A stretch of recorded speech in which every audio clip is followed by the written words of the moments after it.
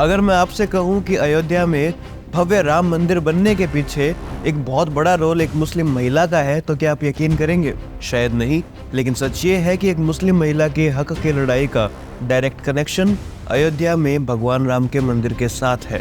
कौन है ये महिला और कैसे राम मंदिर बनने में इनकी भी भागीदारी है? वीडियो को एंड तक देखोगे तो आप समझ जाओगे। हम सिर्फ मुसलमान औरत नहीं, हम हिंदुस्तान की मुसलमान औरत है, इसी मिट्टी में पले बड़े हैं, इसलिए कानून हमें भी उसी नजर से देखे जैसे बाकी हिंदुस्तानियों को देखता है। दोस्तों, कल मैंने इमरान हाशमी और यामी गौतम की अपकमिंग फिल्म हक का टीजर ट्रेलर देखा। इस फिल्म की कहानी बेस्ड है शाह बानो जी की कहानी पर। शाह बानो जी वही है जिन्हें राजीव गांधी की माइनॉरिटी अपीजमेंट की पॉलिटिक्स का शिकार होना पड़ा था।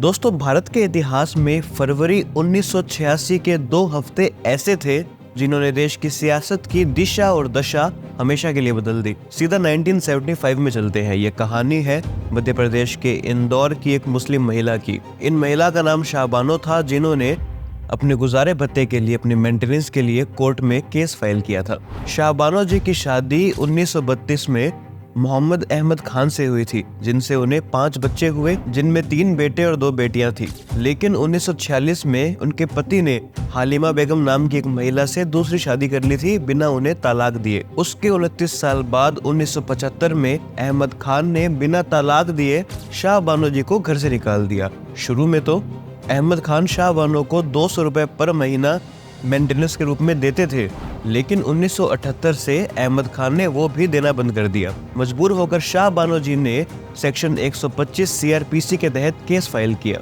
ये धारा कहती है कि अगर कोई औरत, माँ बाप या बच्चा बेसहारा हो तो हस्बैंड या फिर फैमिली उसका गुजारा करने को बाध्य है, और चाहे आप किसी भी धर्म से हो, आपको इस धारा के अनुसार ही चलना पड़ेगा। 1978 में जब ये केस ऑलरेडी चल रहा था तो अहमद खान ने शाह बानो को तलाक दे दिया और महर के 3000 रुपए डिपॉजिट करके ये बोल दिया कि अब हमारा तलाक हो गया है, मेरी जिम्मेदारी खत्म।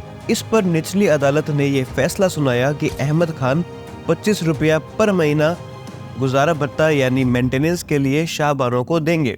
शाह बानो को लगा कि ये बहुत कम है, क्योंकि अहमद खान की इनकम उस वक्त 5000 रुपए पर महीना थी। इस पर शाह बानो ने हाई कोर्ट का दरवाजा खटखटाया और हाई कोर्ट ने उनके मेंटेनेंस की रकम को बढ़ाकर 179 रुपए 20 पैसा कर दिया। लेकिन शाह बानो के पति अहमद खान इस फैसले से खुश नहीं थे।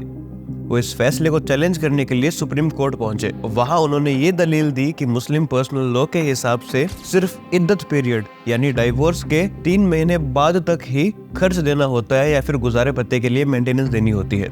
उसके बाद पति की जिम्मेदारी खत्म होती है। इसके लिए अहमद खान ने सेक्शन 127 सीआरपीसी का सहारा लिया। ये धारा क्या कहती है? ये धारा कहती है कि अगर पर्सनल लॉ के हिसाब से सेटलमेंट हो गई है तो हस्बैंड अपनी पत्नी को मेंटेनेंस देने के लिए बाध्य नहीं है। लेकिन इसके जवाब में शाह बानो जी के वकील ने कुरान की कुछ आयतों का हवाला दिया। सूरह बकरा 241-242, जिसमें लिखा है कि तलाकशुदा औरत के साथ इंसाफ और दयालुता से पेश आना उनका फर्ज है। बेसिकली शाह बानो जी के वकील को ये दिखाना था कि कुरान के हिसाब से भी तलाक के बाद औरत को मेंटेनेंस के रूप में सपोर्ट मिलना जरूरी है। इसके बाद 1985 में सुप्रीम कोर्ट ने शाह बानो के फेवर में एक हिस्टोरिक जजमेंट दिया। कोर्ट ने बोला कि सेक्शन 125 सीआरपीसी एक सेक्युलर लॉ है और ये पर्सनल लॉ से ऊपर है, जिसका सीधा सीधा मतलब ये है कि शाह बानो जी की इस केस में जीत हुई और उन्हें गुजारे के लिए अहमद खान द्वारा मेंटेनेंस के रूप में पैसा मिलेगा। इस फैसले के साथ ही कोर्ट ने एक एक्स्ट्रा ऑब्जर्वेशन भी दी कि इस देश में यूनिफॉर्म सिविल कोड की भी जरूरत है, ताकि ऐसे केसेस में कंफ्यूजन खत्म हो और सबके लिए एक कानून हो। लेकिन इस बात पर मुस्लिम पर्सनल बोर्ड और उलेमा भड़क गए। उन्होंने कहा कि यह जजमेंट इस्लाम पर डायरेक्ट हमला है और जगह जगह उस समय प्रोटेस्ट होने लगे। उस वक्त देश के प्रधानमंत्री राजीव गांधी जी पर 2 तरह के प्रेशर थे। एक तरफ उनके मिनिस्टर आरिफ मोहम्मद खान, जो सुप्रीम कोर्ट के इस फैसले को सपोर्ट कर रहे थे, जो चाहते थे कि मुस्लिम पर्सनल बोर्ड में रिफॉर्म्स हो। दूसरी तरफ लीडर्स जैसे जिया उर रहमान अंसारी, जो इस जजमेंट के पूरी तरह अगेंस्ट थे। देखो, राजीव गांधी की असली प्रॉब्लम पॉलिटिकल थी। 1985-86 के बाई इलेक्शंस में कांग्रेस को बुरी तरह हार मिली थी। आसाम में यूनाइटेड माइनॉरिटीज फ्रंट यूएमएफ, जो कि एक छोटी सी पार्टी थी, उसने 17 सीटें जीत ली थी। बिहार के किशनगंज से सैयद शहाबुद्दीन ने कांग्रेस को 73,000 वोटों से हराया था और हर जगह बस एक ही मुद्दा था, शाह बानो केस। कांग्रेस को मुस्लिम वोट बैंक के खिसकने का डर लगने लगा जिसके बाद फिर अपीजमेंट पॉलिटिक्स के लिए राजीव गांधी जी ने सुप्रीम कोर्ट के फैसले को ही रिवर्स कर दिया। फरवरी 1986 में राजीव गांधी जी द्वारा पार्लियामेंट में एक बिल लाया गया, the Muslim women protection of rights on divorce act 1986।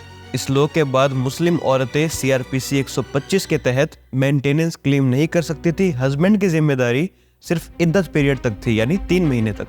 उसके बाद वो महिला मदद के लिए अपने परिवार या फिर वक्फ बोर्ड के पास जा सकती थी। 5 मई 1986 को ये बिल पार्लियामेंट में पास हो गया, जिसके बाद मजबूरन शाह बानो जी को अपना केस विड्रॉ करना पड़ा, वापस लेना पड़ा। आज भी शाह बानो जी के इस केस को लेकर राजीव गांधी जी की काफी आलोचना होती है कि बेसिकली उन्होंने अपीजमेंट की पॉलिटिक्स के लिए एक महिला को बेसहारा छोड़ दिया था। लेकिन राजीव गांधी जी की ये पॉलिटिकल चाल उनकी पार्टी की ज्यादा मदद नहीं कर पाई थी।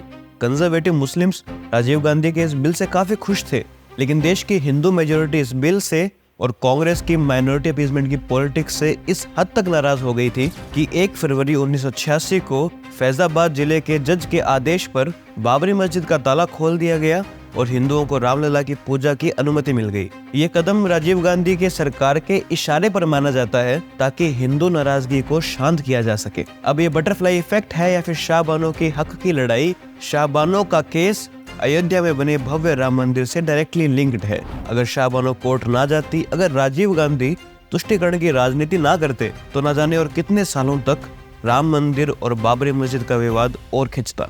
शाह बानो एक महिला के साथ इतना अन्याय हुआ था, लेकिन आज भी कोई फेमिनिस्ट इस पर बात नहीं करती है।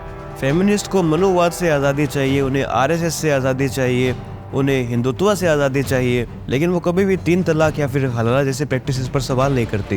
क्या ये फेमिनिस्ट की हिपोक्रेसी नहीं है? शाह बानो की कहानी भारत के लोगों को पता तक नहीं थी, लेकिन अब फाइनली यामी गौतम की फिल्म हक शाह बानो जी की कहानी पूरे देश तक पहुंचाने का काम करने वाली है। फिल्म का टीजर ट्रेलर अच्छा है और यामी गौतम जैसी हाईली अंडररेटेड एक्टर्स से हम एक अच्छी फिल्म की ही उम्मीद करते हैं। हम ये उम्मीद करते हैं कि इस फिल्म में किसी फैक्ट या किसी सच को बिना लिपापोती के दिखाया जाएगा। दोस्तों, आपके इस बारे में क्या विचार है मुझे कमेंट सेक्शन में बताइएगा। चैनल को सब्सक्राइब करना ना भूलें। वीडियो पर प्लीज़ एक कमेंट जरूर करके जाइएगा, इससे मुझे बहुत मदद मिलती है। वीडियो को प्लीज़ लाइक कीजिएगा। मिलते हैं नेक्स्ट वीडियो में। जय हिंद, जय श्री राम।